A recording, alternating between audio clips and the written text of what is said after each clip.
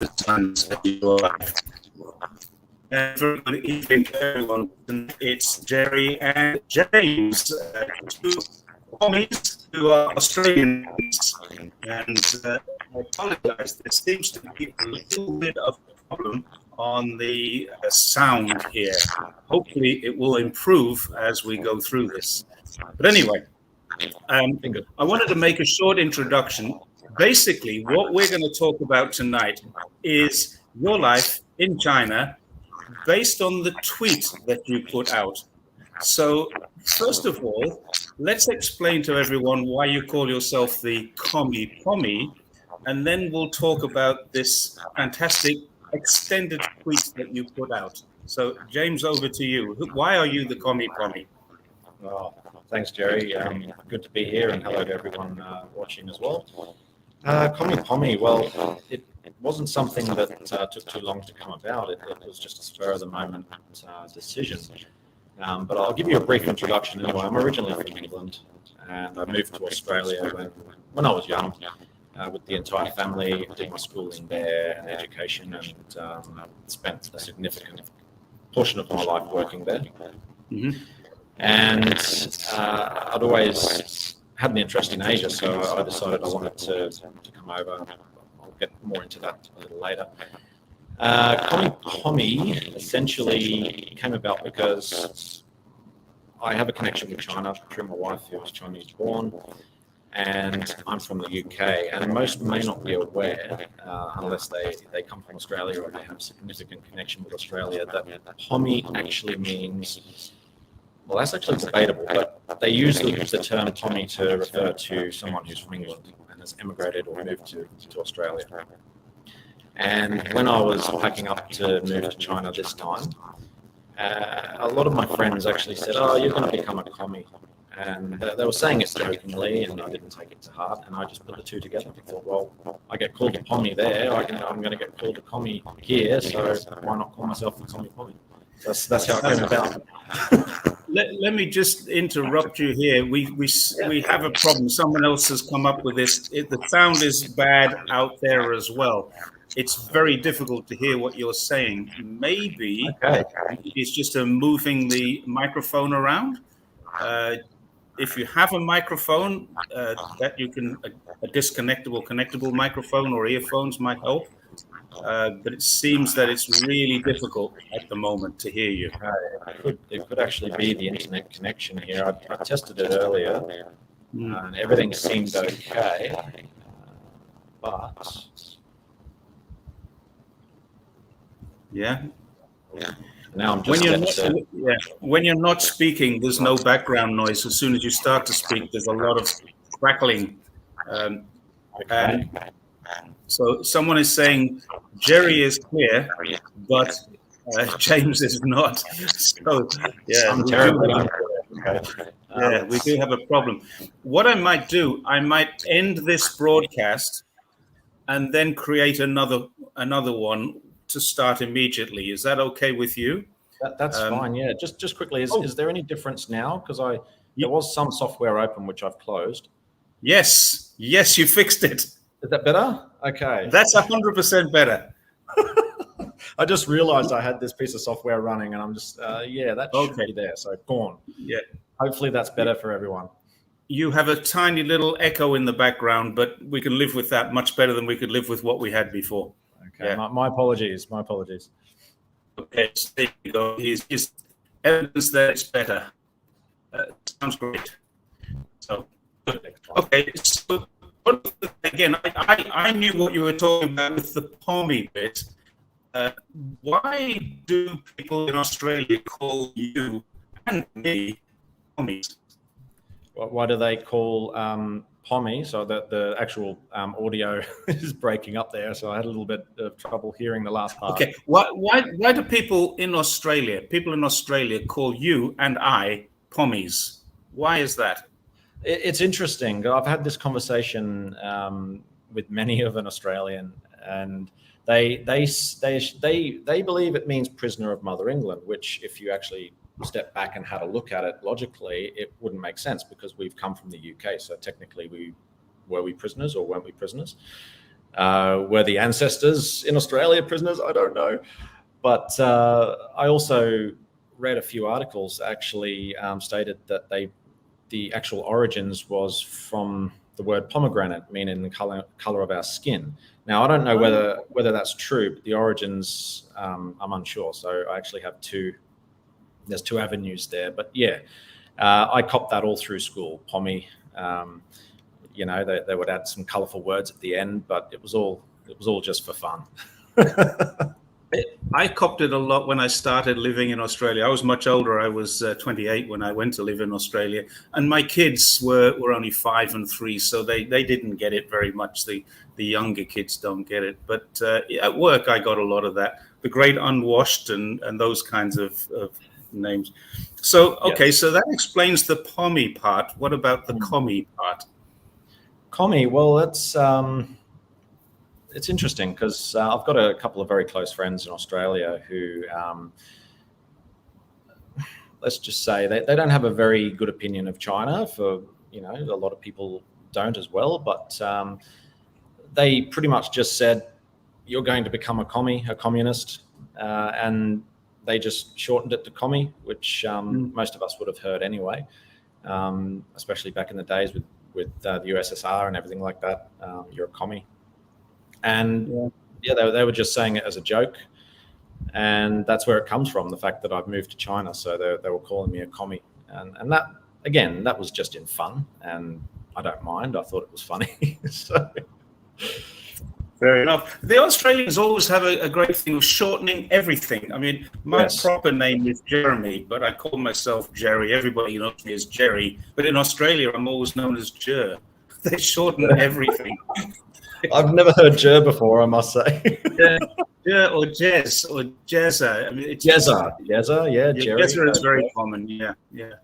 All right, let's move on. Let's move on to this thing. You and I have quite a lot in common. I'm sure we're going to touch on some issues that we have in common, or some things that we have in common, because we both got a British background, we both got Australian background, I think we both can say that we love living in China, especially, yes. I know I can, and having read your Twitter the other day, I can pretty much say you feel the same as me.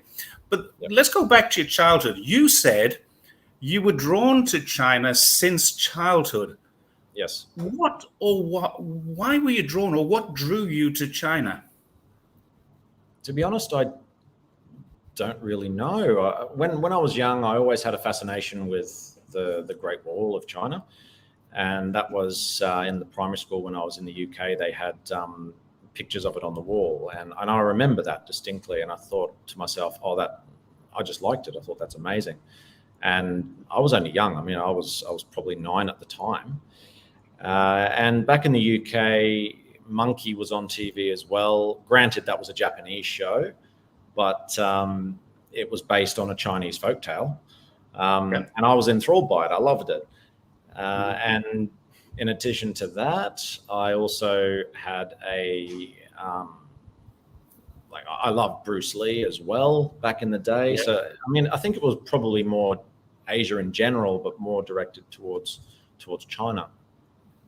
Yeah, I'm a little older than you, and we had the David Carradine TV series called Kung Fu. Are you familiar with that one? I watched that as well. Well, my parents did. Same generation, I'm pretty sure. How old are your parents? I just turned 65, so there you go. So, well, my dad is almost 10 years your senior, and my mum just turned 81. So, all right, yeah, bit of difference. Yeah, bit of difference. So, you said you were drawn to China from your childhood. Yes, but then you also said you didn't really want to come here because you had these misperceptions or perceptions of China that it might be not what you wanted. Yeah, see, I always wanted to go to China. So years ago, I always wanted to go to China. Right. And previous life, previous partners in the past when I was young were never really interested in it either. And the opportunity that ended up coming up for me, or the first time I went overseas, other than going from the UK to Australia, was when I went to Japan, and I lived there for a year. Right. And that was back in 2004 to 2005. And prior to making that decision, I was always considering China or thinking about China, but I never made that step, never made the decision.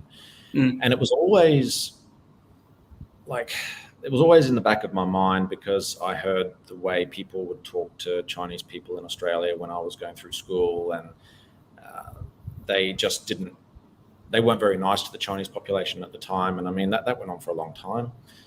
And I was also told by people when I was much older that China's not a very good place to go. Having said that, though, I had family members say that the UK wasn't great either. That's why we left. So I never actually went back to the UK until 5 years ago, and I went back for the first time in my life. And I absolutely loved it. So it was bizarre. It's just these things that have been put into my head, and they just carried on into adulthood, and I never made that conscious decision because one, I had a fear to come to China. I didn't know the country. I always had misconceptions of what China was about. I thought that they had bad air quality. People would say the Chinese people are rude. They spit everywhere, and all these other things that they would always say. Oh, and there's police patrolling everywhere. They'd always bring up Tiananmen Square and child slavery, racism towards Westerners, and a whole gamut of different reasons. And it stayed into my head. And I guess that's probably how a lot of Australians or a lot of Westerners feel now, who have never been there and have only got the media or stories online to go about, I guess. I actually feel a little sorry for people, and I'm quite polite most of the time on Twitter when I get these people jumping down my throat and say, well, what's your experience in China, or how come you feel so different to me?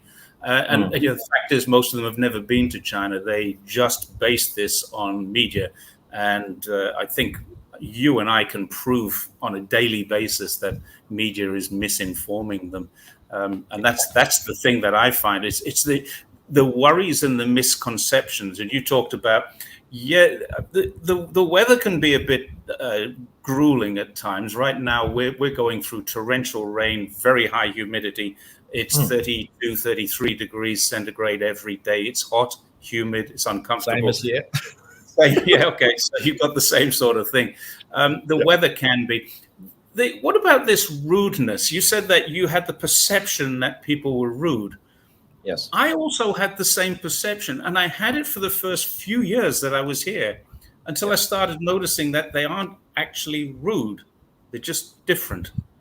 What do you think? They are different, and I believe it's to do. And I may be wrong with this, but I've had endless discussions with my wife about it, and she even had troubles too when we first came back to China, which was together as a couple. I mean, back in 1819, we came back here, and she even felt the same way. She struggled with it here, but then after discussing it and thinking about it, I think it's a difference in language. Whereas Chinese language can be more direct, not necessarily in a rude way, but more direct, not necessarily to the point either, but it's just the direct translation from Chinese to English seems to be abrupt.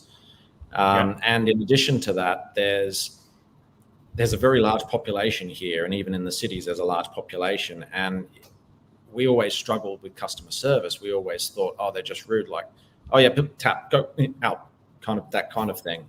But that didn't happen everywhere, and we put it down to the fact that if they were the same as in the West, and they spent the time saying, how's your day? Oh, what have you done? Or did you watch the footy last night? Or blah, blah, blah, blah. They would probably not get through the queue that's waiting behind me to be served as well. So I don't know. That whole... I can remember a great story when my mother came to visit me in Australia, and we were going through one of the supermarkets, I think it was Coles, and we got to the front of the checkout, and the girl on the checkout chick, as they call them, said to my mother, how are you today? And of course, she's British. So she said, well, as a matter of fact, I've got a bit of a bad back because I was on the plane for 22 hours yesterday, and she started to us, Mum, she's not interested in how you are. Can you just get the stuff across here? Just go. Yeah, because in Australia they do. How are you today? No one cares. It's just the same as hello. They don't want an answer from you, and it is culturally different. My mum fell into that trap, and here they don't even say it. Just ni hao, yao dai ma. You want a bag with that or something like that? And that's it's it. really. They won't even look at you as well. If you go to the counter, they're not even looking at you, but they're talking to you. So it is culturally different, and yeah. So this is most Chinese don't do small talk, and this is also true too. I think it's this one. Let me get this one up. There you go. Difference is the unknown. Many people are afraid of the unknown. Have you ever had that experience where you walk into a place and everyone appears to be hostile? Yes. What happened? I don't know. I think just back to what you said before about the differences, I think that's exactly what it is. It's a difference in culture and a different in ways, and a lot of people see that through their own cultural lens and see it as if it's a problem, but it's a difference. It's just a difference. But yes, that has happened to me here. So I'd walk, previous in 2018, 2019, I was living in Sanming, which is a small city, about 3.5 hours drive inland from Fuzhou here in Fujian. And it's a very traditional city. There are only 5 actual Westerners per se, apart from some students elsewhere. And I would get that walking down the street. I would get people just walking past me, and they would be like, and just stop and be like, and then they would be like, and they would talk to slap someone else in the arm and go, and I thought, what's going on here? They seem to be angry, but it did take me a while to learn that that's actually the way they talk here with their dialect. They tend to shout and they get very excited.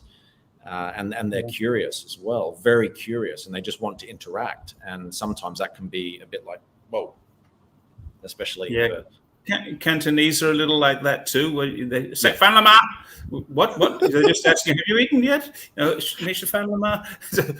Whoa, what did I do?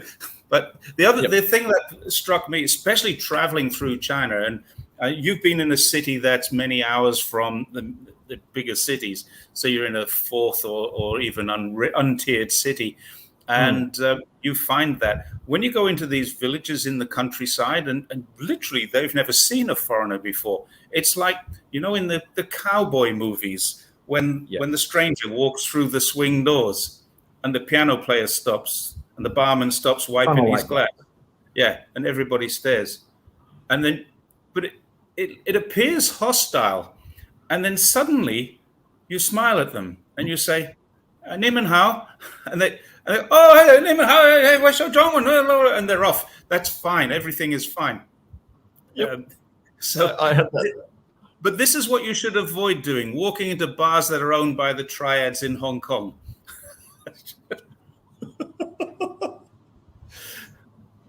Okay, now I wanted to move on to you came to China, first of all, for a 12-month stint, and then you went back. Can I make the assumption when you came here for 12 months, you were not married? I was not. You were not. Okay. And so when you went back and you made this decision you wanted to come back and live in China, what did your wife think about that? Initially, she didn't want to, and it was difficult for her because when we came back here in 1819, it was her first time actually going back there on, say, a permanent basis, apart from her holidays for Chinese New Year. And we basically made it a goal to stay for 12 months, if not longer, and go back to Australia to deal with things back there. And when we got back, she landed a really good job. I got a job too, which was in IT, which an area I've been in for a long time and not exactly happy with, but that's what I do back there in Australia. So my wife had a really good job, and she was hesitant about leaving. She felt pregnant, which was fantastic. We'd been trying for a long time, and she took maternity leave, and then we, she gave birth to our daughter Millie, and we started to discuss things about, okay, what are we going to do next? And initially she was like, no, I'm not going back to China. No way, I'm staying here. No way. A few things happened. And then just one morning she said, all right, done, let's go. So we sold and packed, and that was it. And do you know what it was that changed her mind? Because obviously it was something you wanted to do.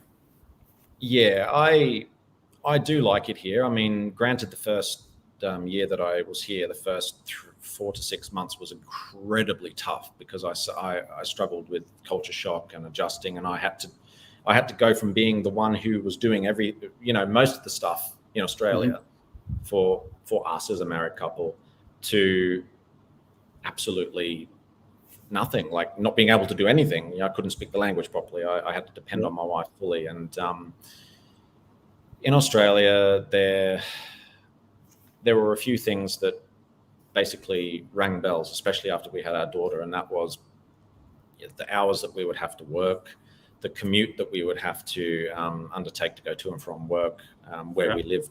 Granted, was only 30 kilometers from the city, but each day would be virtually a 3-hour trip added on top of our work day. We would then have to juggle. Where was that in Australia? Oh, lived in Brisbane, but I lived on the south side. So you lived in the Redlands, I think. Close. I knew we'd find some commonalities here. This is something we didn't know about because I had exactly the same situation. I lived in Redland. I lived in Cleveland, and had to travel in and out of Brisbane every day. It was a fair trek. Yes, and we just weighed everything up, and we thought, you know what, we're not going to get quality time with our daughter. We're going to struggle to get home from work to get her from childcare. We're going to have to fork out childcare fees. We're going to, all of these things. And I mean, granted, that's what people do in Australia. That's what everyone would do in many countries. It's just what you would do. But we had this opportunity to come here, and the in-laws had moved apartment. They had their old apartment, and they said, do you want to live in this one for a while? Come back, bring Millie and spend some time with us. And we just decided, well, yeah, it'll give us quality time with her. And in addition, I landed a job here, which is a fantastic job. I was very fortunate to get it, and it allows us to put our daughter through the school for free. So we save a lot of money too. So it was a no-brainer. Right. Yeah. So what's the job? Do you want to tell everybody what you're going to do or what you're doing now? I'll be a design teacher for an IB school, an international school here, and it's interesting because outside of Australia, I've always been an English teacher, a language ESL teacher. Yeah. I did my TESOL, everything like that. But this time I'm actually a design teacher teaching in English in an international school using the IB framework. And I'll be teaching exclusively in English, but it's design, which is something I come from prior to IT. So for me, it's a fantastic fit. I'm quite happy with that. So someone's making a comment here. I think I'll put this one up. It's you only have one, Millie, at the moment. She's 18 months old. Is that right? A year and a half. And we made the agreement that we're only having the one. So that's it. Okay. One. And luckily the siblings over here, my wife's siblings, have all had kids. So there's no pressure on us to have any more. Lots of cousins. Brothers and sisters. Yeah, they're all brothers and sisters now. You've got them. Don't worry. Do you think that your daughter Millie will get a better education in China than she would have in Australia? I would say it's a different education. Do you think it's better or not better? I wouldn't necessarily say better or worse. I would say different, as you said. Although where Millie's concerned, where she'll actually be and where I'll be working, the school works very much like, it's an IB school, the same outside. of China. So it's essentially a private school, which we wouldn't have been able to afford in Brisbane anyway. Right. So in that case, yes, she will get a better education in China in that situation. So IB is International Baccalaureate, and a lot of people who are listening wouldn't know what that means. And it's not quite the same, but just for a shortened version, if you know the British system is A levels, the Australian system is high school certificate, HSCs, and an American system internationally they use the IB so that you can get into university. I think that kind of basically covers it. There's a lot more to it, I know, Yes. but trying to keep that kind of simple. But you're saying Millie is going into an IB school at 18 months old. Oh no, sorry, she's going in at Right. 2.5 years, so Right. not just yet. So we've got a little bit more time, but she will actually be able to go to the school for free. So we don't have to pay anything up until she from 2.5 to 16, essentially. Right. Okay. So because you're teaching in that school, she won't have to pay. Exactly. Otherwise, Yeah, she so would. Yeah. If you stop teaching, you're going to need to get a job that pays you enough to cover the fees that become necessary. I would suggest. I mean, Hong Long's comment here is that the free education system in China is very different. Do you know anything about that? I don't. I only know this because of the job I applied for, and it was part of the actual contract. And I questioned them about it. I said, "So, are you saying my daughter will have free education?" They said, "Yes. The only thing you would need to buy is materials here and there." That's it. If your daughter has a Chinese hukou, then she will get a free education, and basically, it's not completely free, but it's pretty much free, close to free. Uniforms and books and some food and transits and things like that get paid for. But the free system is also very, very high pressure as well, I think. So your IB system, if you get her into that school and that's where you stay, that's going to be fantastic. So do you plan to stay? Where are you now? I know you're in Fujian, but whereabouts? What city are you in? I'm in Fuzhou. Okay. So I was going to be in Wuyisan this week, but I had to pull out of that because I had a whole heap of other things, which is not that far from you. It's beautiful. Yeah. So I've heard. I'm desperate to go there, but it just didn't happen this week. I've got too many other things happening. If you were to just take your daughter to a local school for the next 16 or 18 years, then she would have a lot of pressure, I think. Yeah, and one other thing I just wanted to add in terms of that, I was informed. Now, I don't know whether this is the case across the board, but because my wife, originally from China, she gave up her Chinese citizenship before she actually met me, and she became an Australian citizen. She lived in Australia for 19 years. So all three of us, myself, my wife, and our daughter, are all Australian citizens. Right. And we were told that we would only be able to put our daughter through an international school program as Australians anyway. So it was something, it was the only real choice we had, and it made sense. We understand, or my wife understands, how much pressure is involved as well, because she's been through the schooling here as well. Yeah, of course, because she went to university in Australia, didn't she? Friends who are lecturers in Australian university inform me they struggle to mark examination papers. This is in Australia. Kids are unable to write coherently. I find that I've come from 13 years in education as well. I was an IELTS examiner in my last job, but that was a few years ago. And before that, I was an IELTS preparation, university preparation, and university lecturer. I've never taught children, but I've never found this problem. You do get some students who have this issue, but this is not a regular thing to find. Usually Chinese students, when they present their homework or their assignments or their examinations, they're pretty good. Of course, you get the exceptions, but generally speaking, I'd say the kids that I know were pretty good. I've experienced that as well. This is something I don't know the answer to. I don't think so. Do you know the answer? I have no idea. I would need to look that up myself as well. No clue. So Dazzle dazzle me with love light? I'm sorry, we can't answer that. I think the answer is no. I think the answer is no, but please don't quote me on that. Research before you quote me. Um, so, what is this one? Is dual citizenship allowed? We're not Australia. For Okay, yeah, Australia, yes. yeah. Sorry, it's a completely different topic. Yeah, dual citizenship. They went through a program a little while ago where people who were dual citizens had to stand down, including the Yes. leader of one of the parties, I think. Anyway, let's moving back to this.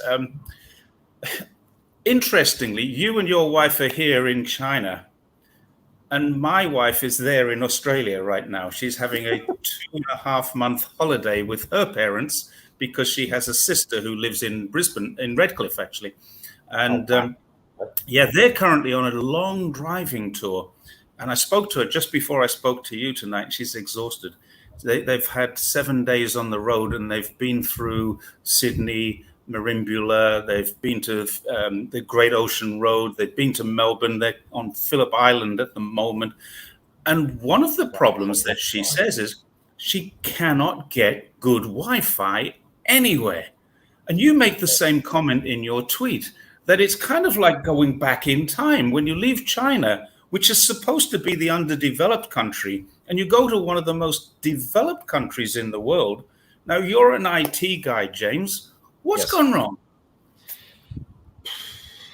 I would just say it's bad policy, and I don't know. It's probably the same case as Australia's been talking for 40 years to get a high-speed rail network, and it still hasn't happened. I mean, they know a lot about it. They've researched everything about it, but never implemented it. But with the internet, they've rolled out the NBN around Australia, and Wi-Fi. Yeah, I mean, whether it be on your mobile phone, you could drive out west of Australia and have no signal. You'd have to fall back to either satellite. I mean, don't quote me on that. I've not spent a lot of time out in the rural areas of Australia, but it's true. And some Wi-Fi can be horrendous. I mean, there's a lot of places still running ADSL2 networks, which are horrendous. The NBN network I had prior to leaving was okay, but the internet speed I've got here is phenomenal. I mean, in Brisbane, I was getting 40 megabits per second. Here, I'm getting 200. It's just insane. It's just incredible. I mean, here, I have traveled here in China. I've been to quite a few places, rural areas, and I have had 5G, worst case 4G. And I have an interesting story about this, because I don't know if you know. You've only kind of we've come across each other on Twitter only recently. Yes. I started on Twitter talking about my travels. I cycled across China, and I've done this 4 times now, where I've traveled the length and breadth of China. One of the things that I remember was I was in the desert, camping in the Taklamakan Desert, and it's 180 kilometers to the nearest town, not city, town. And I posted a video on my WeChat Moments, a video from... You would not get that in Australia. I mean, my wife can't even... They drove out of Sydney on the way towards Wollongong and lost all signal. And she said, well, it must be just a dead spot. And it was like 40 minutes driving before the signal came back. She was trying to tell me what she'd had for breakfast on WeChat. But there we were in the middle of the Taklamakan Desert, which is, I mean, this is a huge desert in the middle of Xinjang. And it's like 400 kilometers to travel from Urumqi or Wulumuchi to Hami across this desert. It was one of the routes. We decided to take this route as a kind of adventure. I regretted it, very heavily regretted it. It's like cycling through a hairdryer, really hot wind hitting you all the time. When it's behind you, it's great, but it's difficult. But the signal was working everywhere. This was 2019. The last time we did this was 2019. So it's almost 5 years ago almost 4 years ago that we did this, September 2019, and it worked perfectly well. Same when I was here in 2018 as well. We traveled to Yunnan and went to some very remote areas there, and we had full signal, and it blew me away because in Australia, and I even had this conversation with people when I went back to Australia, even fellow IT co-workers or colleagues, and they said, "Oh, well, Australia is a young country. China's much older, and and Australia is very big and vast." And I said, "Well, so is China. China's a lot bigger." Technology is pretty much the same worldwide. Yeah. The quality of it.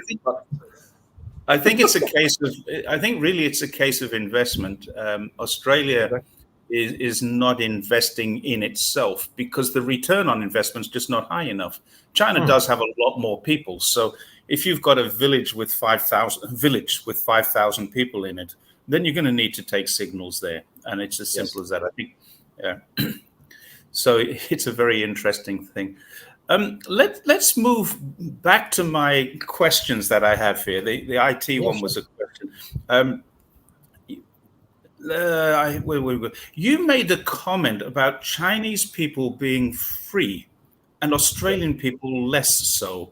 And I'd like to explore that and expand on it because I've said the same thing myself. We have more personal freedoms here than anyone can absolutely imagine. Can you give me an example of what you mean when you said that? Yes. I get the typical, it's a surveillance state here. No one can do what they want. No one's free. But I see, even I feel that I've got more freedom here myself. But granted, I'm a Westerner, and we do get treated somewhat differently, I admit. True. Yeah. However, I have seen, met, and know a lot of Chinese people who live just the same, if not more free than back in Australia. And an example I'll use is here. Here in Fuzhou, we have the West Lake, Shihu, which I frequent a lot. And every time I go there, no matter what time of the day it is, there are people singing, dancing, exercising, and they're just doing everything that they want. And they're singing at the top of their lungs with little radios attached, playing their music, and they're singing opera or they're playing all their instruments. Some sound really great, some don't sound that great at all, but nobody judges them. Now, if that were to happen in Queen Street Mall in Brisbane, everybody would point the finger and look and go, "Oh, look at that idiot. Oh my God," So there's this lack of freedom there already with judgment from other people on a social level. And here we have the cameras everywhere, and in Australia we have cameras everywhere. In Australia they have facial recognition. In China they have facial recognition, but it's just not as obvious in Australia, but it's used. I can tell you that it's used. Okay, you know something about that. Yeah, it's used, and it's used heavily in Australia, and people seem to think that it's not. And I was having a chat with a local Chinese man here who dealt with CCTV and things like that. And he said that a lot of the CCTV is there for safety. Crime rates have dropped and plummeted. And I mean, crime rates in China are very low. Crime rates in Australia, as much as people would hate to admit it, are on the rise. And here the cameras are for safety. He said, you imagine walking through the park at night and you walk through the gates, the camera sees your face, registers your face, and you don't get home and someone wonders where you are, they'll find you. Yeah. I feel the same way. It's more about a personal perception. How do we feel about this? If we feel that this is an encroachment on our privacy, then we feel uncomfortable about it. But if we feel that this is designed for our safety, then we feel better about it. And I think my personal opinion is this is a lot more about how much you trust your government than about what's happening here. Because the situation, the scenario is exactly the same. Australia, I was there last time was 2019, just before COVID. I was back in the UK, same year, 2019. There are cameras everywhere. There's not much difference to here. But the difference is I trust the Chinese government not to abuse this. And do I trust the British government or the Australian government? I'm not saying I distrust them. I'm just saying that there is no lack of trust. I actually do trust the British government and the Australian government, but a lot of people don't. But there's a lack of trust in those two countries where I've lived, whereby there's not here. The people here tend to say, well, the government's looking after me. and they genuinely feel that, and they it's not like they're being brainwashed to believe that either. I mean, they're happy with their government, and that's more than can be said for the government back in Australia. You get these prime ministers that come in and they make all these promises, and the two-party preferred system, and they make all these promises, and then they get elected and they go through their term and nothing, no promises are delivered, and then another one comes and another one comes. They go through more prime ministers than underwear. And that's how I feel. And here, sure, you have the government that is the way it is, but it's a very different government. It runs very differently, and it doesn't mean it's bad. It's just different, and people are happy. And at the end of the day, if the people are happy, then it's working. Yeah, I think there's a great thing to be said for that. And we know when international bodies come to China and ask Chinese people, are you happy with your government? They do surveys. The response that they get is always positive. Chinese people feel there is more democracy. Chinese people are the happiest in the world, according to the Ipsos thing. The Chinese democracy, China feels it is more democratic than America feels they are democratic. These are international surveys. Then, of course, you get these people who say, well, it's no good asking Chinese people because they're afraid to give you the proper answer. Exactly. Afraid of what? Afraid of what? Exactly. I just can't get it. These people have never been here and don't understand that. You've said the same thing to me. The view of this authoritarian government that people have is a completely misunderstood view. There are a lot of police. Have you ever had encounters with the police in China? I actually have, and they've always been positive, and I've had a laugh with them. They are out, they are about, but I've never seen them abusing their power. I mean, I'm not saying that it doesn't happen. I mean, it happens everywhere. But in Australia, I mean, you see videos of horrendous police brutality and other countries as well. But the police here, I see them everywhere. They're out on the streets helping people cross the road. They're out patrolling, and every encounter I've had with the police has been exceptional. And they've even tried to talk to me, and they've been really excited that I tried to speak Chinese and I could sit and have a beer with them. It's incredible. Yeah. Actually, that's true. I've actually had a beer with Chinese too. When we were traveling through Xinjang on our bikes, I mean, this is a place, Xinjang, supposedly the most authoritarian corner of the world that exists, apart from perhaps Ukraine right now. But Xinjang, we travel through there, and yes, there is an enhanced security there. But when you arrive in a town, you have to go through a checkpoint to get into the town.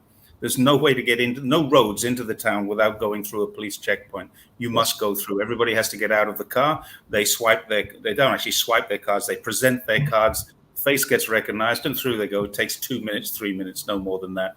And it's never longer than that. And literally there's seconds. And occasionally when there's a lot of people, it'd be 2 or 3 minutes. But for us, we had to do the manual stuff because we have passports. And so it would take us 10 or 15 minutes. But they always came out giving us, here's some water for you, and here's some fruit for you, and having a great chat with us. And what are you doing? Why are you on bikes? Can't you afford train tickets or stuff like that? So we got great reception from. But I have to be honest, when we cycled out of Xinjiang, we sort of went, we don't have to do that anymore. The rest of China is completely free. But even though we had to do it, the inconvenience of it, that's all it was. Because when you've got 100 kilometers to do in a day, and you have to stop at each town on the way or each village on the way to register, you lose 3 or 4 hours. You don't quite make your daily distances in the same way that you do in other provinces or regions. So that's the reason. That's the reason I didn't like it. It wasn't because of they're authoritarian. It was because it was delaying us. We couldn't get our mileage up. You travel 20 kilometers and then stop for a police check, 20 minutes lost, and a little bit more because half the time, can we have photographs with you? I'm in police photograph books or phones. The foreigner came through on their bikes. Great. I think like the actual security is tight there due to the previous issues with terrorism, I believe. Yeah, it is. It is. Yeah. Oh, this is a question. Sorry, I thought this was a question for us from Trevor Norman. It's a question to Trevor Norman. So I don't think I'll answer that question. 很多人像我不会说中文，我不知道为什么，他们不认识我。So many people think I can't speak Chinese, but I don't know why, because they don't know me. They just think I can't speak Chinese. I get this all the time on Twitter. But you can't even speak Chinese. Why do you say that? You don't know me. Exactly. And why are you saying that about China? You don't know China. It's the same thing. Exactly. Yeah. It's true. Yeah, it's just the way it is. It's just the way it is. Now, there's another question that I had. I think we kind of covered most of the stuff that I had in my question list, which is great.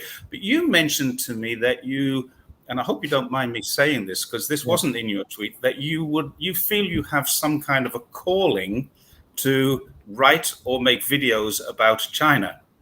Yes. Why do you feel that? I think it ties into what we were saying before when you asked about why I felt I had a love for China from a young age, which I did. And as I became an adult, and especially after I visited here for the first time, which was 2015, I might add. That wasn't when we moved here for the year, but we came here. I came here for a wedding. And that was the first time I experienced China. And I had a lot of mixed feelings before coming here. Granted, I had a lot of misconceptions and they were all blown to pieces.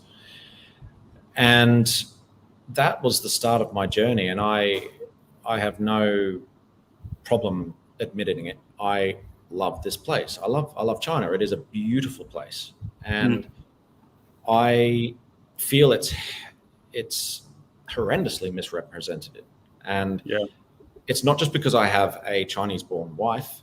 I have Chinese family who have taken me in as a son and treat me as such, and I love them as such. I have a wide network of Chinese friends who have been there for me when I've needed them the most, and I can't even speak Chinese properly. And I find that phenomenal. And I just feel that China is misrepresented. I live here. I feel China is my second home. I'm going to be living here for a long time. And I just feel in my heart that I need to write about it, write about my experiences, write how I feel. Despite what others might think of me, I couldn't care less. I just want to get the story out there, and I want to tell my stories. I want to show people the China that I see and the China that a lot of people don't get to see or even understand outside of the borders. Yeah, I felt the same. How long did it take you to realize, when you arrived in China, how long did it take you to realize that you had been misinformed? 8 months. It's strange. It took 8 months. It took me about 4 years or 5 years. I think 8 months is pretty good. That's when we were here in 18. So there was 2015 and all of the trips that we came every year. And granted, sometimes we were here for 2 months, sometimes 3 months at a time for Chinese New Year. So I took extended leave and was here. So there was a lot more time added on to that as well from 2015 to 2018. But when we were here in 2018, it took a majority of the year. I'd say 8 months. Can I put an exact date on it? No. But I left China feeling like, and when I got back to Australia, I thought, oh, yeah, it's good to be back, familiar territory, cafes here, I can do this and I can do that. But I started to then, the scales turned. So when I was in China, especially for the first period, I was comparing China with Australia and saying, oh, I don't like this, oh, I prefer this, or I don't like this, I prefer this, because completely different countries, different way of life, different people. Yep. Everything's different. But when I went back to Australia after 2019, and especially the pandemic happened, I started to realize that I missed a lot of what I was experiencing or what I experienced in China, convenience, and many other things, friends, food, the language. And then I started to feel that I preferred China over Australia. It was a very weird sensation. It is, isn't it? Yes. Yeah. Very, very strange. And then when I came back here, now I've come back and China has advanced so much in 5 years. I cannot even describe it. The Fuzhou, especially, now has a metro. Their metro was not even complete when I was here last. Mm-hmm. And there's just so much change. There's cafes popping up everywhere, and they're not rubbish cafes either. They're excellent cafes, and they're everywhere. Yeah, coffee seems to be the new culture here. Yes. There's a little debate going on here about whether I can speak Cantonese, Mandarin. 我会说一点点普通话，我不骗你们，真的不骗你们。I only speak a little 普通话. I get by. Guangdong, 我唔識講白話，識聽少少. So if anybody can speak Cantonese, all I just said there was, I don't speak Cantonese, but I understand quite a lot. My wife is a Cantonese person, and she and her family speak Cantonese around me. So that answers the question. I can speak. I am functional in Chinese. I'm definitely not fluent. I'm long way from fluent, but I'm functional. I get by. My wife's away for 2.5 months. I have to get by. I traveled across China with an Irish guy, 2 of us, 2 foreigners together with no translator. We have to get by. So yeah, I've got enough. But in terms of Cantonese, no. So I hope that answers the question to get that one out of the way. And someone said I've lived here for more than a decade. In a few months' time, I will have lived here for 2 decades. So we're getting close to. I arrived here in 2004, so I'm in my 19th year now. Yeah. 2004 was when my wife arrived in Australia. There you go. I bet her English is a lot better than my Chinese. The answer to this one, traveler, is no. Jerry is not as good as Kevin Rudd. However, I have caught Kevin Rudd out in a couple of mistakes. He said on an interview just a few days ago, or a couple of weeks ago now, that they call Xi Jinping Xi Dada, which means Uncle Xi. It doesn't. It means father. So I would have thought that he would get something like that right.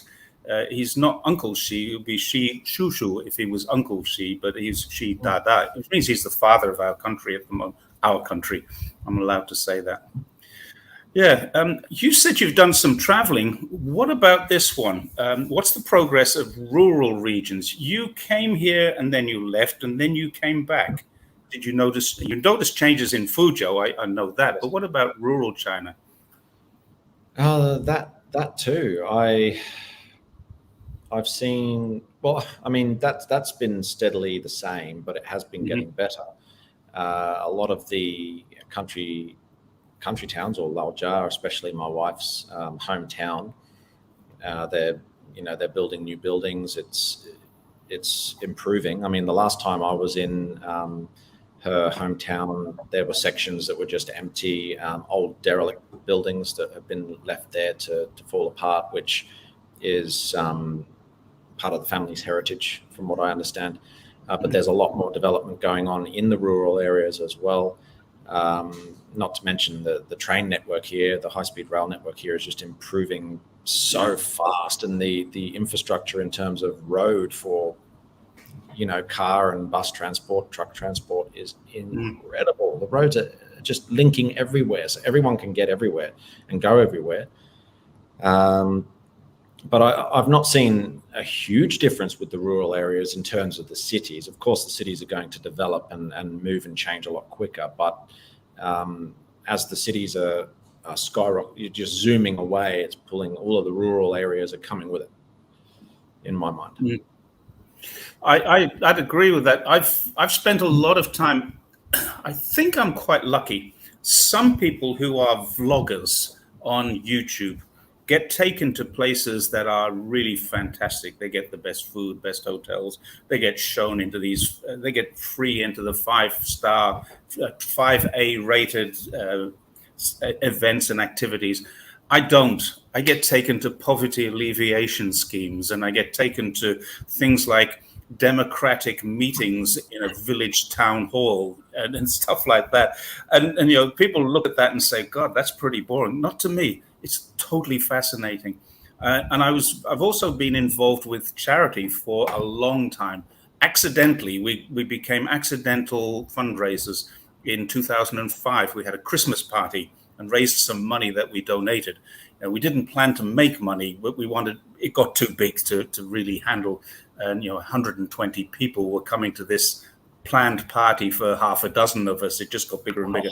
So I said, well, we're going to start charging people. We'll get some food in, and people can pay their way, and then if we make profit, we'll donate it. So we made a profit. This was 2005. We made a 10,000 RMB profit, and then we donated that to the youth association, and then got taken to the places where they used the money. So we went out on a bus trip for 3 days into Guangxi, and also in a couple of other regions in the different parts of Guangdong. And I saw poverty, absolutely abject poverty. It just is unbelievable. You see these kind of African villages. This was them. They had huts with compacted floors and chickens inside of their huts with a fireplace in the middle. Lovely meats hanging from the fireplace. Best meat you ever tasted in your life. It's absolutely delicious. And then we got into this and we started raising money. And then I found we don't need to raise money for charity anymore. So now we've kind of refocused and we raise money for disabled people. We help disabled people assimilate into the community now. And that's why I rode a bike from the border of Macau to the border of Kazakhstan just to raise money for charity, also because I wanted to see China. But I raised, I think, about $250,000 RMB that trip. My wife the following year walked to Beijing, from here to Beijing, 4.5 months. Yeah, I know. She said, I wanted to go one better than my husband. And then together we flew to Urumqi with bikes and cycled back to raise money for charity. And I found that there is no need anymore for that charitable donation to go into rural China, because everything is changing. I mean, there may be some circumstances where this person has hit on some bad luck and someone's been in hospital, bad burns or something like that. It would help that person. But generally speaking, now we just focus on disabilities, people who have disabilities, and getting them the facilities that they need in order to live a normal life. And it actually really does quite well. But the rural revitalization and the poverty alleviation schemes are so damn good that people in the West can't conceive this. They haven't just lifted people out of poverty. They've given people a future. Millions of people have a future now that they didn't have before. So I think that was a great question to ask. And you can't say that this is a bad country to live in when they do that. People don't have any concept of what 800 million lifted out of poverty actually means. I do, because I've seen poverty in its worst. And I've been through cities 5 years after I've been through, or towns after I've been through them before, and they're in entirely different places. That's what poverty alleviation is doing. So someone's put a comment about here we go. Rural China's.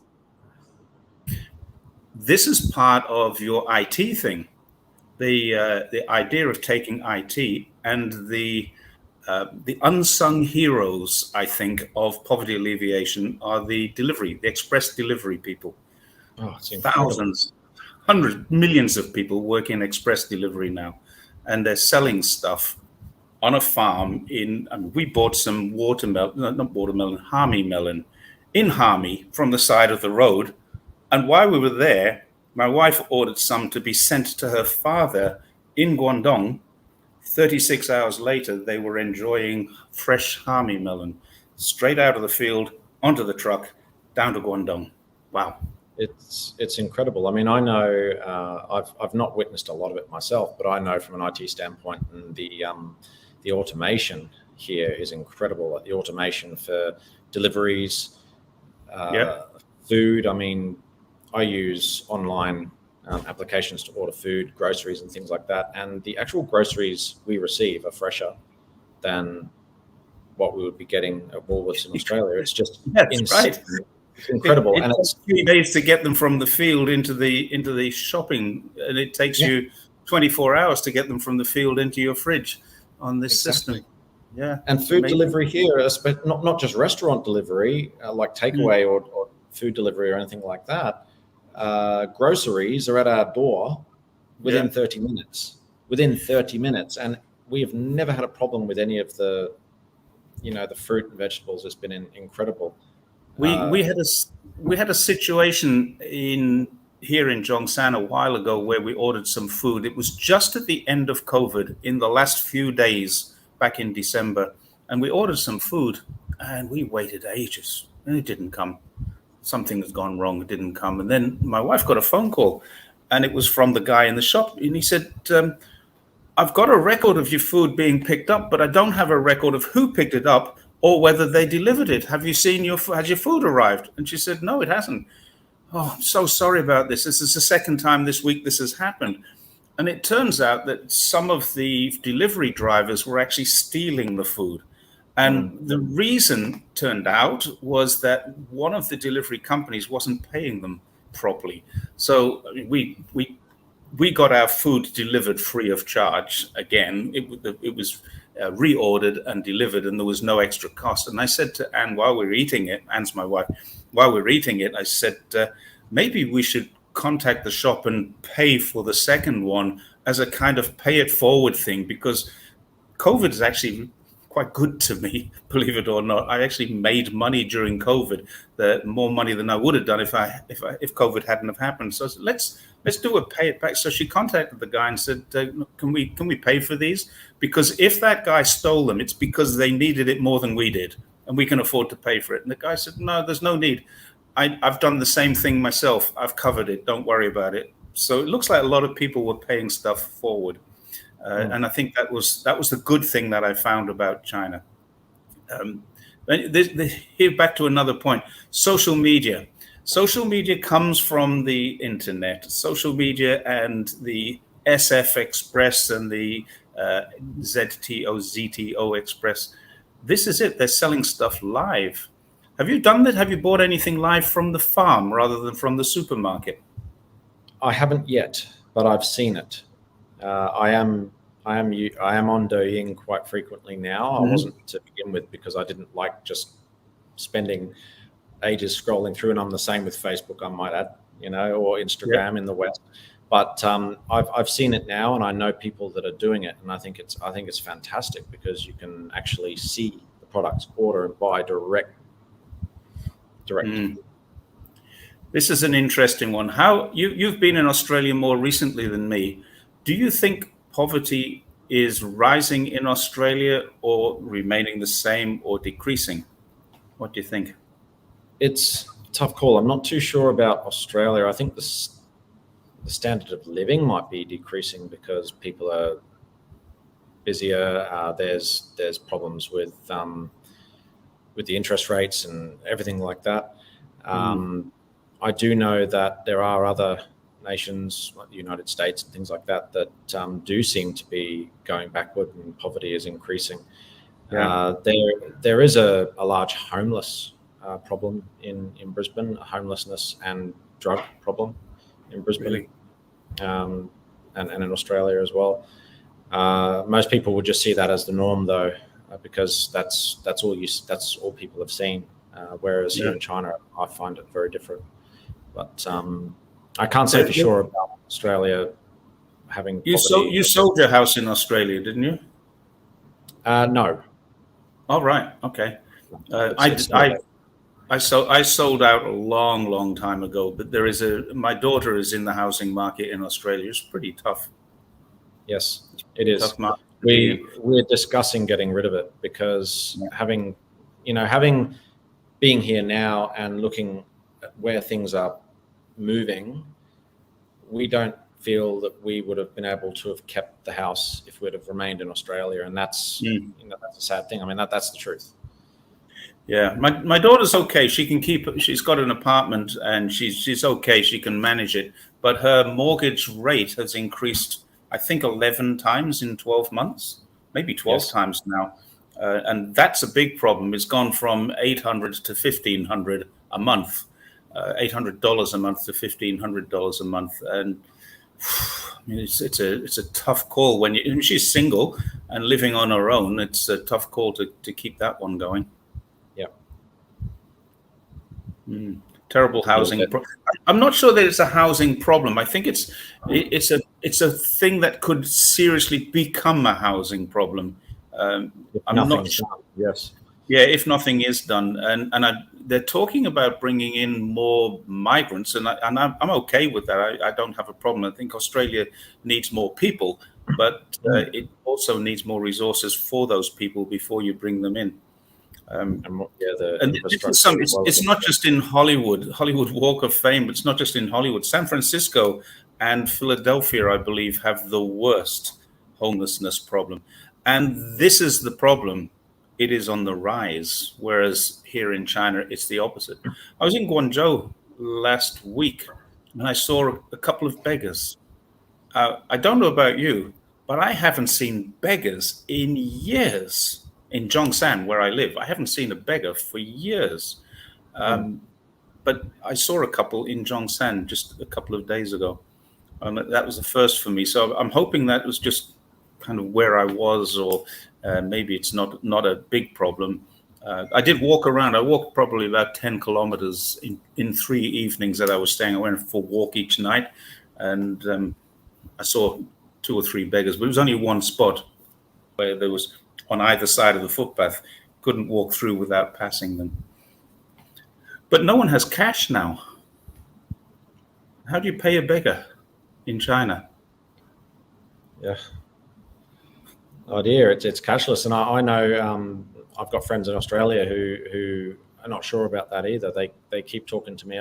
It's cashless, the social credit system, and if you do the wrong thing, you're going to lose. You're going to be frozen. You're not going to be able to have any money. You'll be homeless. It's like, well, actually, it's the opposite here. From everything I've seen, it's the opposite here. None of my family have any problem with any social credit system. Do you know your family's social credit score? No. Have you ever asked them? From what I understand, it's only used for companies, corporations, and corruption and things like that. I mean, yeah, there's actually no. I did make a video about it a few months ago. There's not one thing called a social credit score. No. Someone says beggars accept QR code. They have their own QR codes by WeChat. The social credit system. You can go to the bank and get a printout of your credit score. That one is true. You can. And if you are subject to a court order, then you can have your money frozen until you have resolved the court issue. I don't think that's much different to the West. If you protest in China, I've never ever heard of anybody protesting and having their funds frozen, but that did happen in Canada just recently. The other thing in the UK was that 52 people got arrested for committing no crime whatsoever in London because it was thought they might commit crimes. So, which of us is the authoritarian? Oh, this was the King's coronation. 52 people got arrested before the coronation because it was assumed that they planned to disrupt the coronation. Well, maybe they were planning to disrupt the coronation, but there are laws and you can't arrest someone. I was a police officer for 10 years. I know this for a fact. You can't arrest someone for thinking about breaking the law. Now, there is conspiracy to break the law. Yes, you can arrest them for that. But protesting doesn't come under, conspiracy to commit crime, conspiracy to commit murder. These are very serious offenses. And if you conspire to do them, then you have to have evidence to suggest that you were conspiring to do them. You go out and buy a gun, or you go out and buy a knife and you're planning on killing someone, you're stalking them. There's a conspiracy if there's more than one of you doing it.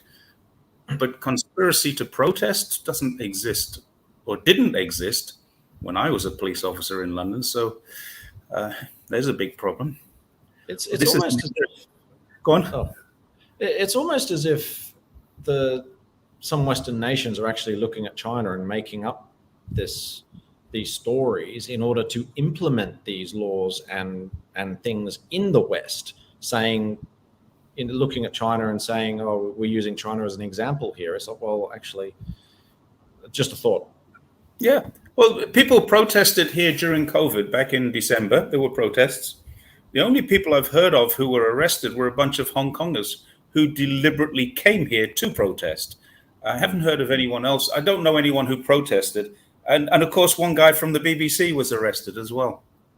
Can't remember his name, but one of the BBC journalists in Shanghai. Here's an interesting thing. These protests were very, very isolated, and every single one of them seemed to have a camera crew there. So how does that happen? Organic protests with a camera crew, from an international camera crew turning up. Do you get this one? Do you understand what this is about? I wonder if Yellen has a QR code. Not sure what Yellen is. Can you elaborate? Janet Yellen is the Secretary of the Treasury of the United States. She's coming here in 2 days' time for a 3-day visit, and she plans to come with her cap in her hand, or a begging bowl, perhaps, asking China to please stop selling US debt and start rebuying US debt. So if she's got a QR code, they can help her out.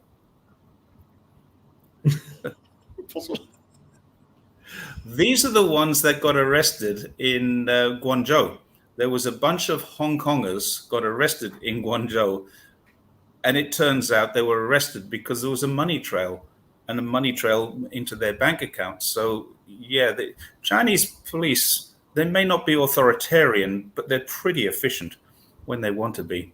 And I think they were, there was a bunch of people, it was really interesting, a whole bunch of people who arrived in a place called Haiju Square for a protest.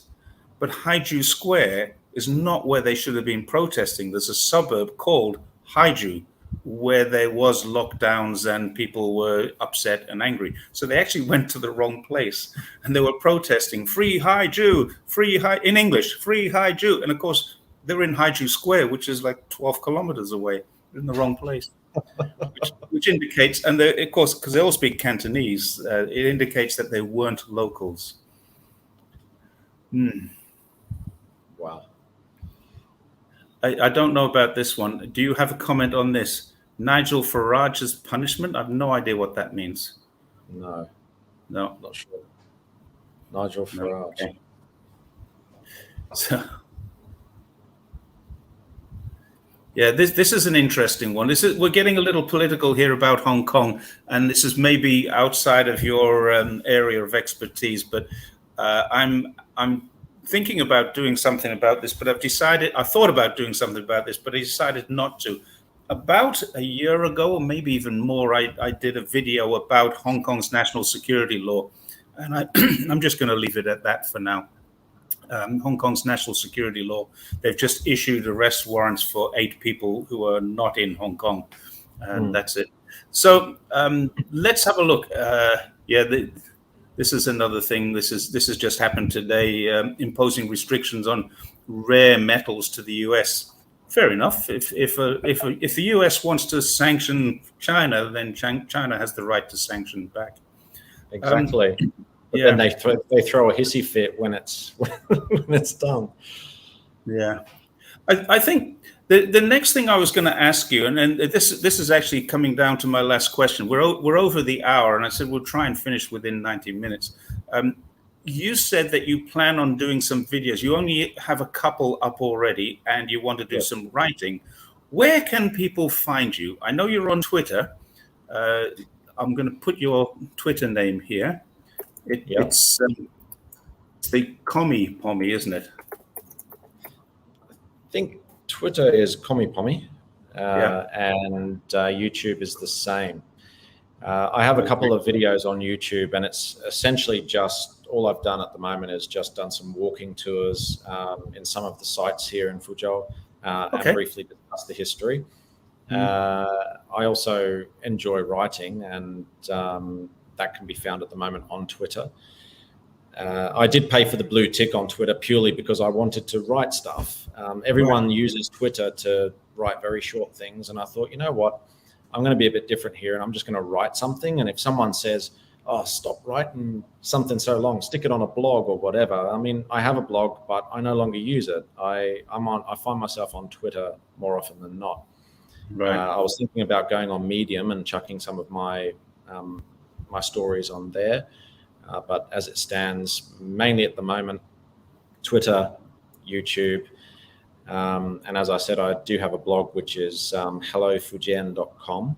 And there's only a few stories on there at the moment. It's relatively new, as is my my YouTube channel. Okay, let's put this one up, hellofujian.com. And the idea around that originally was when I first came here, I thought to myself, I'll create a blog and I'll just focus on what to do and what to see in Fujian, my experiences or stories of Fujian. If I focus too big, it's going to be impossible because China is humongously large. It's a huge country, and there's just too much to do, essentially. Yeah. I agree. There's a lot to do in China. Now, you mentioned Medium there. I'm still on Medium, but I've stopped adding to Medium. When I do a video, I always put the script, or have always put the script onto Medium. And the other day, I got suspended for 24 hours. Now, being suspended is not a surprise because I'm off narrative. You know, I'm usually anti the main narrative.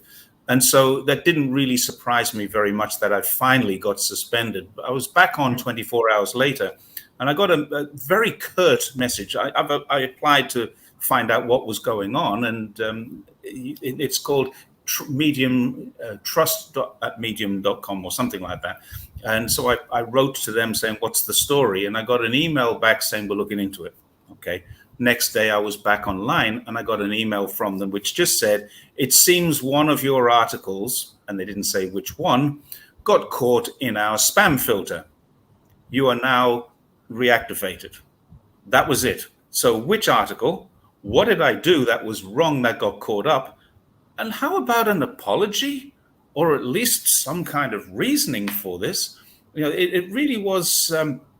It was kind of rude of them. I know it's all automated, but when you do suspend someone, you should really let them know what you suspended them for. So that turned me off. So I opened a Substack, and now I'm going to be posting my stuff on Substack, maybe as well. But we'll see how the timing goes, because it's actually it's kind of time consuming. Every time I put a video up, having to put the words up as well, doing it in two different places, because the words don't take the photographs. You've got to cut and paste things. And I'm always editing as well. It does. Yeah. But yeah, I enjoy writing, and I've only just started to do videos, so it's new to me. I'm not used to being on this side of the lens, per se. I'm an amateur photographer as well. I like to be out with my camera and be behind it.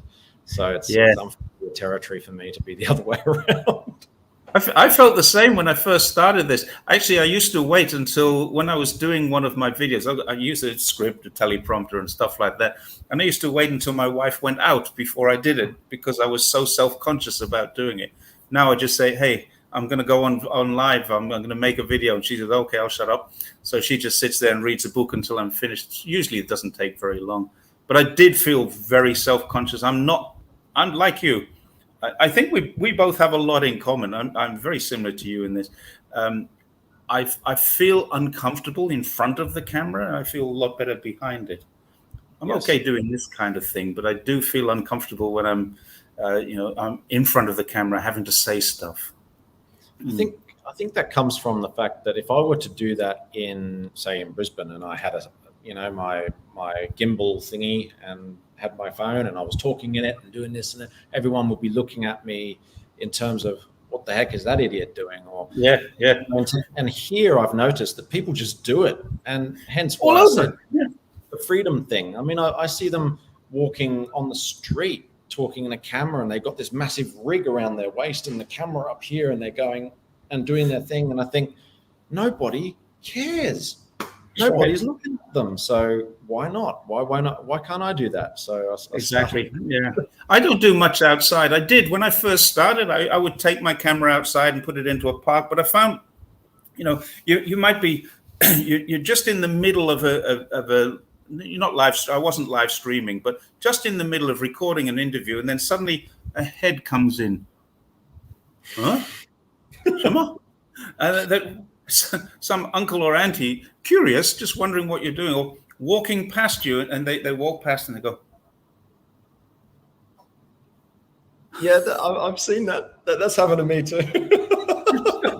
So I'd stopped doing the park thing. The other thing was the crickets were just too damn loud. We got a lot of crickets.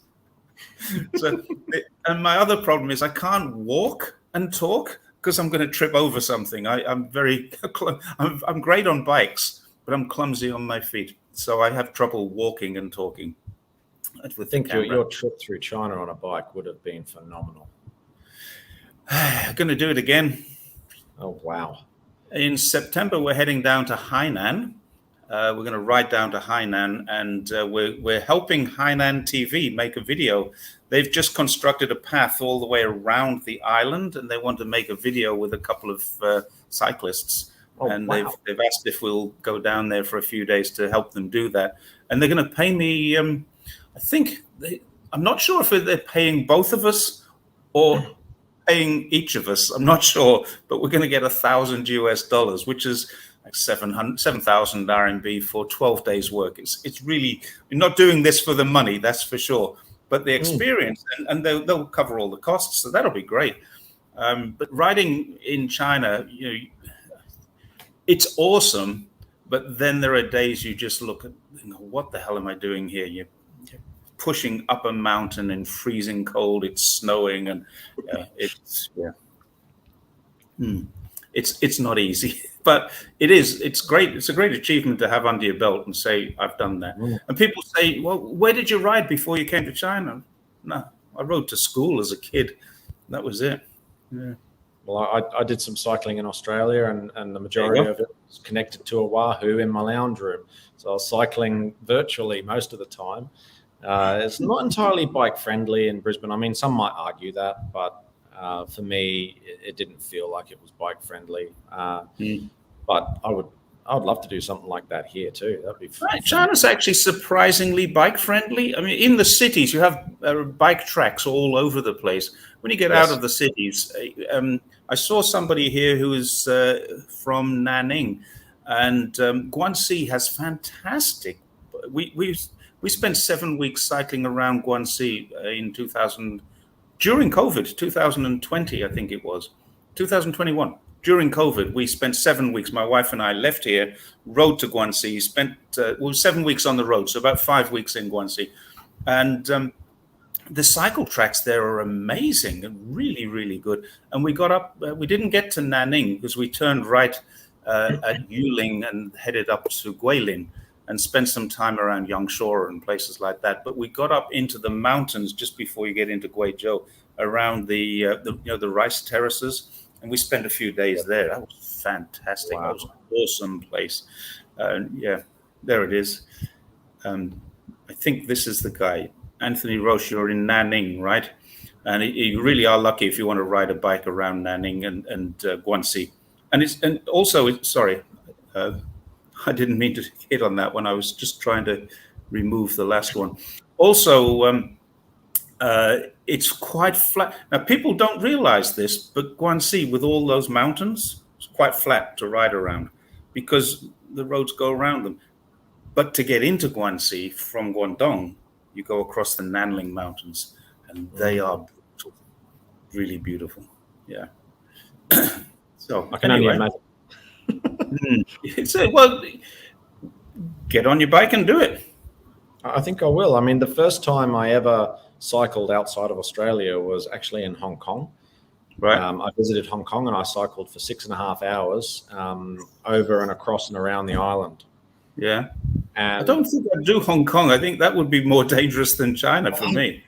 It was amazing because I actually felt safer on the road there than I did in Brisbane. And that was a very weird sensation. It's as if the people in Hong Kong, and I'm assuming most of China too, like you could probably answer that, but I felt that they were more aware of cyclists on the road than people in Brisbane were. Yeah, you get a lot of people beep you, and at first that's kind of disturbing. You kind of turn around and say, shut the fuck up. But more often than not, they're just letting you know they're there. They beep you just to say, don't do anything stupid, I'm passing you. And this one, if anybody has an interest, Catherine's Journey to the East. She is wonderful. I follow Catherine. We've never spoken, never met, but she rides a lot around China, and really, she's a great person to follow. So Catherine's Journey to the East is well worth a follow. Wow. There's a few people who do it. I'm not alone. I'm not unique. There's a lady called Marion Rosenberg from Hainan. She does 2 months every year traveling around, and she writes on a blog called crazyguyonabike.com. And she's worth a follow as well. She's been to some interesting places, but she hasn't yet been to Xinjang. I don't know if there's that many people have ridden to the border of Kazakhstan. That's a bit interesting. You know, you go into Inner Mongolia through Ningxia, through Gansu. It's quite interesting. You don't have to go to Inner Mongolia. We chose to. It was kind of take the long way to Xinjiang. It's nice. Xinjiang is actually next on my list. It's somewhere I've always wanted to be. I mean, I've been that way and up the coast, but I haven't been up to Xinjiang or anywhere up that way yet. I've been to Xinjiang, I think, 5 times now, and twice on bikes. Once to Xinjiang and once from Xinjiang, and probably I've done about 5,000 kilometers inside Xinjiang. Going to the border of Kazakhstan, you have to go across the Tian Shan Mountains. Oh, it's awesome. It really is. It's such a diverse area. And you've got huge grasslands. You've got the cotton farms, miles and miles and miles of cotton farms, and no slave labor picking them. Not in that area anyway, because it's just so big, it has to be machine operated. You literally need the population of China to go up there for a couple of weeks to pick it. It's that big. So you get across there. You've got the deserts. You've got several deserts. You're not just one desert. You've got the Tengeli Desert, which is around Gansu, Ningxia borderland. You've got the Gobi Desert, and you've got the Taklamakan. It really is. It's a great place, fantastic place. And then you've got mountains, grasslands, deserts, snow. You got it all. Lakes, beautiful lakes. Go there. No, I have not been to Wudong Mountain. Somebody's asked that question. Have you been to Wudong Mountain? Have you been there? No. Not yet. So talking of cotton, Flew, hand picking. The only cotton that is hand picked now is something called, I think it's called it's not long grain.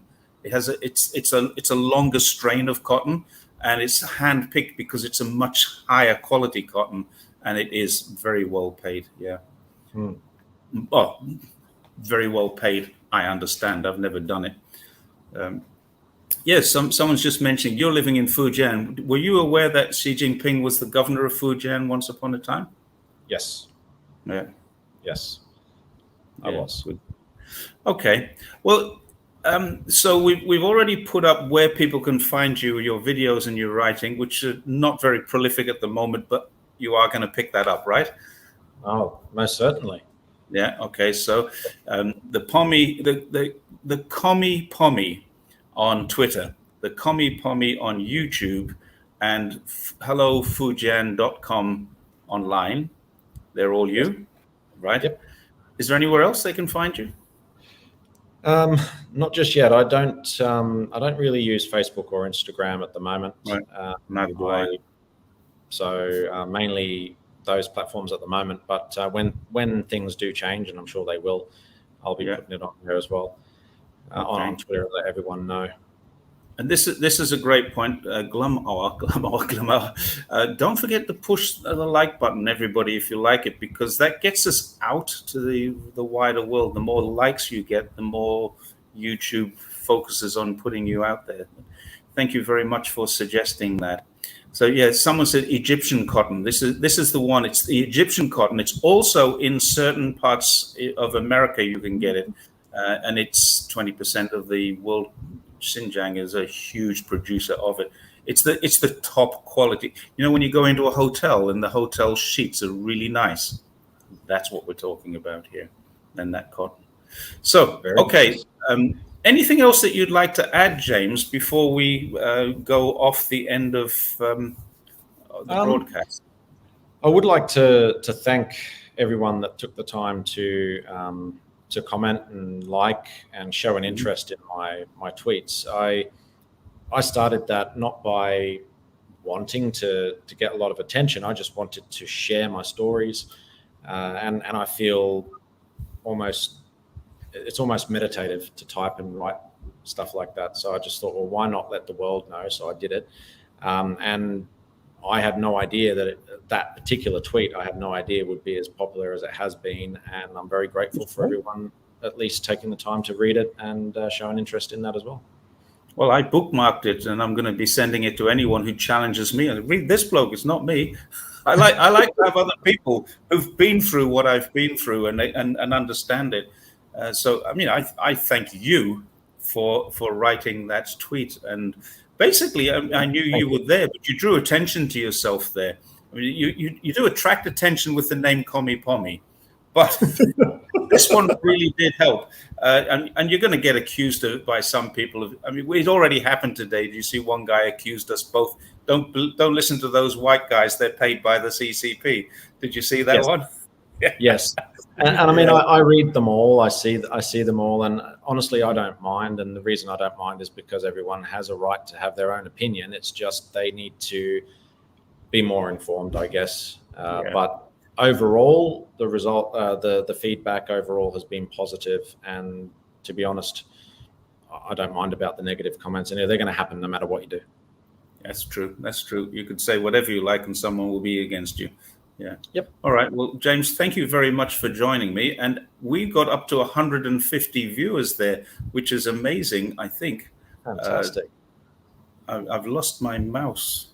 Something has gone wrong there. I've got it back.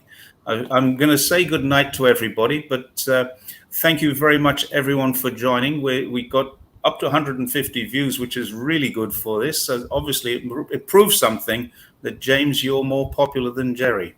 Thank you very much. No, thank you for having me, Jerry, and thank you everyone for watching. I do appreciate it.